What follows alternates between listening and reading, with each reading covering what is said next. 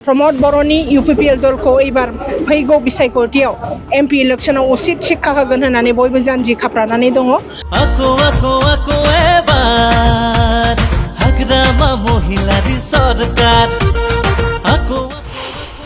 BPFआव मुनमुन ब्रह्मखौ मोजां मोननानै आइजोफोरा हानजा हानजा हाबफैदों।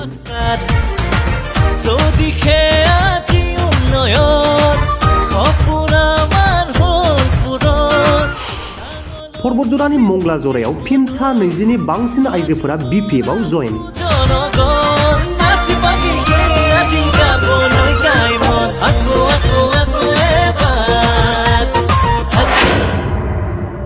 UPPLआ थाखा फैसानि लब देखायनानै आइजोफोरखौ हालाय हाफाय खालामदों। सेल्फ हेल्प ग्रुपनि फैसा माबा अरुणोदयनि फैसा मानिबा फैसा लाखपति बायद' खालामगोन होननानै 10,000 थाखानि लफायनानै चेक होगोन होननानै लफायनानै आइजोफोरखौ हालाय हाफाय संसार जानो रोङै आइजो खालामनो बिथांमोनहा नाजादों। जोंनि बर' आइजो समाजखौ बा BTCनि आइजो समाजखौ हालाय हाफाय खालामदों। BPFआ खालामनाय BTCनि चिफ मासियाव प्रमोद बर'आ जिरायनानै दं। 17 बोसोराव BPFआ खालामनाय दिनै BTCनि चिफ पस्टआव प्रमोद बर'आ जिरायनानै दङ। लकसभा बिसायख'थिया खाथिनिफ्राय खाथि सफैनाय लोगो लोगोनो गावबा गावनि राजखान्थि हान्जाया मोनफा मोनफायै थांखि लानाय आरो रायजो राजाफोरखौ मोजां बिबुंथि होनायखौ नुनो मोननाय जादों।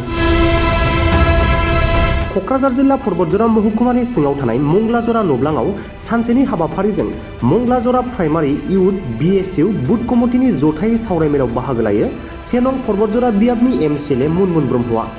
लोगोसे बिथांजों मिरु CWC सोद्रोमा थबिन ब्रह्म आरो अमर ब्रह्मजों 10 था प्राइमारिखौ लानानै खामानि मावफुंगिरि बिभीषण ब्रह्म बिथांमोननि नुजाथिनायजों गुबुन गुबुन राजखान्थि हान्जा AIUDF आरो UPPL राजखान्थि हान्जानि गासै 20 सानि बांसिन BPF राजखान्थि हान्जायाव आखाइ हमफैनायखौ नुनो मोननाय जायो।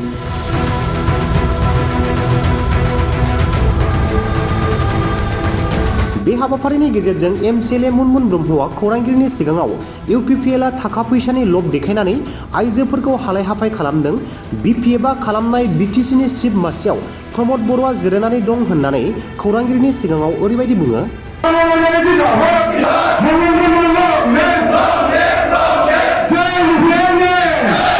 जोङो मंगलाजरा प्राइमारिनि साफ्रोमबो BPF मोजां मोनग्रा आरो BPF दोलोनि मावथि हान्जाफ्रा जयैनो जोङो मोनसे दोलोखौ इलेक्शननि पारपसाव जोङो मोनसे सावरायमेल खुंदों।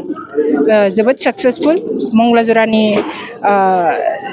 गासै रायजो राजाफ्रा बाहाय जगदान लाफानानै माखासे UPPL दोलोनिफ्राय गोबां संखा मावथि हान्जाफ्रा जोंनि BPF दोलोआव दिनै जयनिं खालामदों।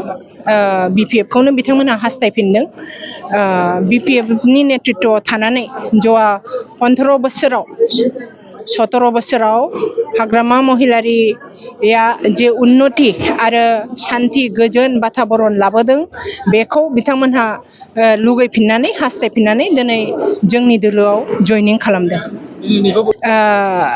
नंगौ UPPL हान्जाया सारा BTCनि रायजो राजाखौनो दिनै थगायदों। नंखाय खोथाखौ होननानै 17 बोसोराव BPFआ जेबो खालामाखै होननानै 17 बोसोराव BPFआ खालामनाय दिनै BTCनि चिफ पस्टआव प्रमोद बर'आ जिरायनानै दङ।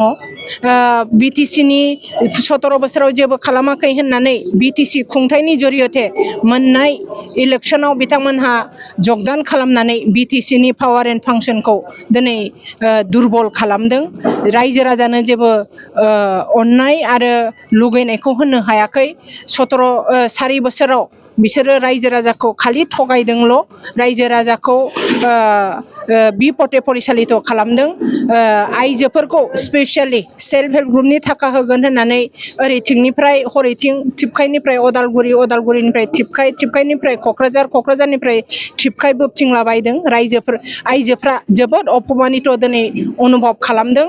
न'खर संसार मोजाङै सालायनो हायाखै। माबा सेल्फ हेल्प ग्रुपनि फैसा माबा अरुणोदयनि फैसा मानिबा फैसा लाखपति बायद' खालामगोन होननानै 10,000 थाखानि लफायनानै चेक होगोन होननानै होनानै लफायनानै आइजोफोरखौ हालाय हाफाय संसार जानो रोङै आइजो खालामनो बिथांमोनहा नाजादों जोंनि बर' आइजो समाजखौ बा बिटिसिनि आइजो समाजखौ हालाय हाफाय खालामदों बेनि थाखाय दा साफ्रोमबो आइजोआ उचित शिक्षा होगोन प्रमद बर'नि UPPL दलखौ एबार फैगौ बिसायख'थियाव MP इलेक्सनाव उचित शिक्षा होगोन होननानै बयबो जानजि खाफ्रानानै दङ आङो साफ्रोमबो रायजो राजा आरो साफ्रोमबो आइजो माहारिखौ साबायखर होगोन बेनि थाखाय फै जोङो बयबो जयैनो हाग्रामा महिलारिनि नांगालखौनो जोङो थिसनहरनानै MP इलेक्सनाव देरहासार खालामनानै जोङो ओनसोलनि उन्नति आरो जोंनि हिस्ट्रिखौ पुनराय जोङो गोख्रों खालामफिननो थाखाय बयखौबो हेफाजाब होनो थाखाय आङो खावलायदों इलेक्सनाव जोङो BPF दोलोआ देरहागोन साफ्रोमबो रायजो राजानि आशीर्बाद दङ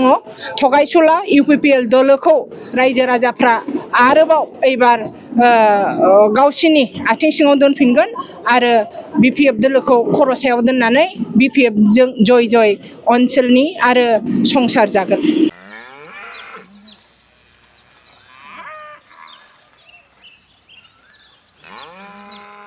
ক'ত যাওঁ ঘাঁহ কাটিলে আমাৰ দামৰা কেইটাই বিলৰ ঘাঁহ নহ'লে একোৱে নাখা হৈছি মোৰ কেইটাৰ একেই বাজনা শুকান খা নাখয়েই বজাৰৰ পৰা সেউজীয়া চশমা পিন্ধাই দিলোঁ এতিয়া সিহঁতৰ খাৱাৰ কিমান উৎপাত চশমা পিন্ধে তই খুৱাই থাক তই গুৰু চশমা পিন্ধিব যা আগতে নিজেই সেউজীয়া চশমা পিন্ধাযোৰ খুলি পেলা মানে আৰু কি হ'ব যোৱাবাৰ ইলেকশ্যনৰ সময়ত UPPL নেতাবিলাকে মাটিৰ পাট্টা দিম বুলি কৈছিল নহয় দিলা আৰু প্ৰতিটো ভোটৰ এগেইনষ্টে ঘৰে ঘৰে চাকৰি দিম বুলি কৈছিল নহয় দিলা টিয়াৰ এগ্ৰিমেণ্ট কৰিছিল নহয় কিবা কাম হ'লা গৰু চশমা পিন্ধাব নালাগে আগতে তই পিন্ধা চশমাযোৰ খুলি পেলাবা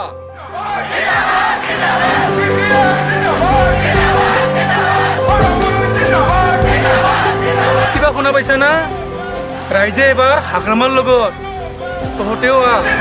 উঠক জাগক উফৰাই দিয়ক স্বেচ্ছাচাৰী শাসকক নাঙলৰ ছবিত ভোট দিয়ক হাগ্ৰামাৰ হাত মজবুত কৰক BPFৰ মূল মন্ত্ৰ সম উন্নয়ন সম অধিকাৰ